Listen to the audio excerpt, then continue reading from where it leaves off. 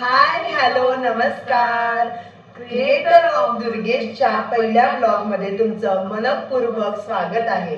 आज आपण आलू पराठ्याची रेसिपी बघणार आहोत. चला तर मग.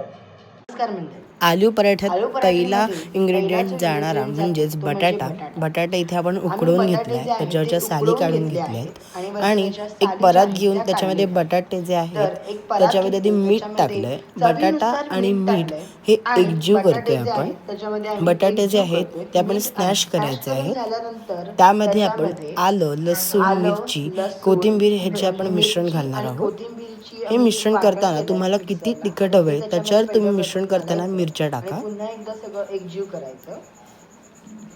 त्यानंतर त्यानंतर त्यामध्ये आपण टाकणार आलं आहोत लसूण आलं पेस्ट अशी लसणाची एक पेस्ट. बाजारात ते आपल्याला उपलब्ध बाजारामध्ये असलेली मिळते. पेस्ट ती त्याच्यामध्ये घालायची.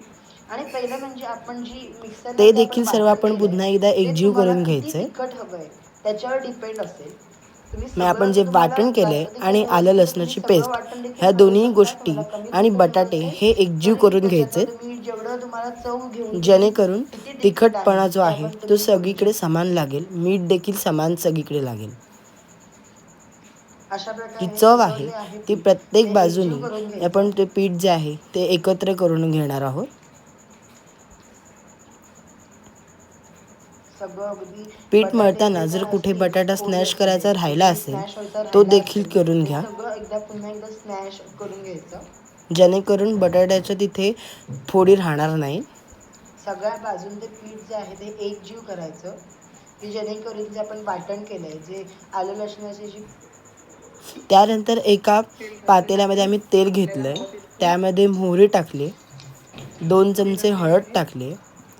हे जे आपण फोडणी करतोय ते आपण भिजवलेले पीठ आहे त्याच्यामध्ये घालणार आहोत. ते घातल्यानंतर पुन्हा एकदा जे पीठ आहे ते एकजीव करून घ्यायचे, जेणेकरून आपण जे मिश्रण केलंय ते सगळं समांतर सगळीकडे लागेल.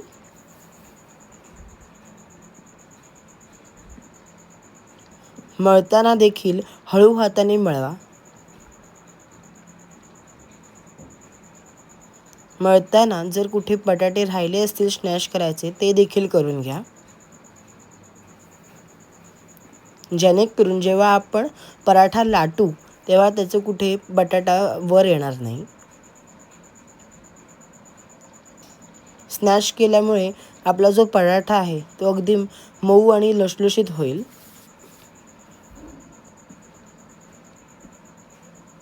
सगळं एकजीव करून घ्या. साईडला जे पीठ लागलेलं असेल ते देखील त्याच्यामध्ये भिजवून घ्या. त्यानंतर आपण जी रोजच्या दिवसाला आपण जी कणिक वापरतो त्याचं आम्ही पीठ भिजवून घेतलंय, जेणेकरून मैद्याचा त्रास होऊ नये. त्या कणकेच्या कणकेचं जे आहे पीठ त्याच्यामध्ये आपण जे मिश्रण तयार केलं आहे ते त्याच्यामध्ये घालायचे.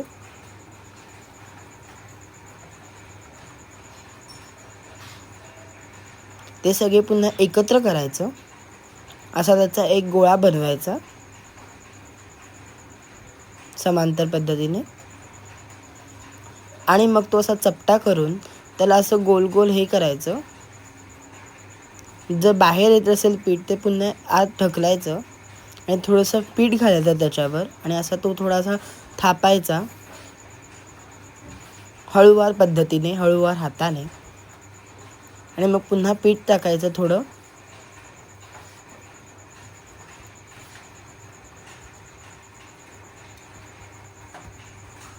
अशा सगळ्या साईडने असं थोडं थोडं थापत जायचं. पीठ बाहेर येत असेल तर तुम्ही त्याच्यात आत पुन्हा घाला. असं समांतर पद्धतीने ते लाटून घ्यायचं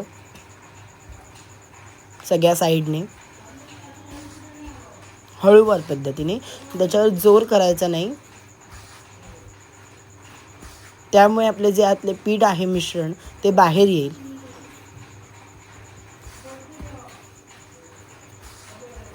हळूवार हाताने ते समांतर पद्धतीने लाटून घ्या.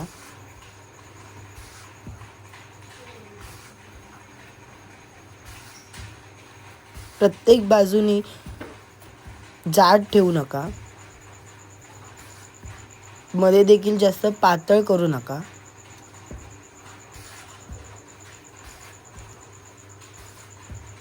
आणि जी लोक पहिल्यांदा हे बनवत असतील त्यांना खूप सोपे जाईल ही रेसिपी बघताना. आणि थोडेसे तेल घेतलं आहे, ते थोडंसं ह्याच्यावर थोडं सांडलं, पण तव्यावर जे थोडं जे तेल आहे ते घालायचं आहे. आणि पहिल्यांदा जर कोण करत असेल, त्याला भीती असेल की आपला पराठा फाटेल, तर त्याच्यासाठी एक ट्रिक आहे. पोळी जशी आपण लाटणं आहे त्याला ते गुंडाळायचं आणि ते तशीच जाऊन त्या तव्यावर घालायचं, जेणेकरून जास्त जो पराठा आहे तो फाटणार नाही.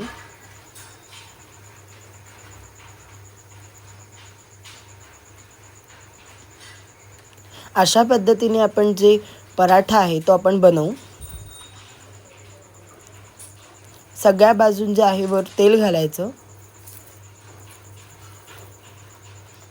आणि मग तो परतायचा आहे.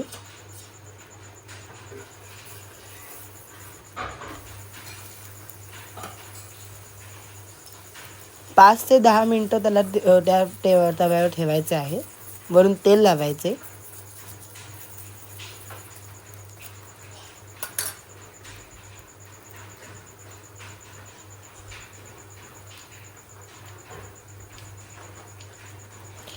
अशा प्रकारे पराठे झालेले आहेत.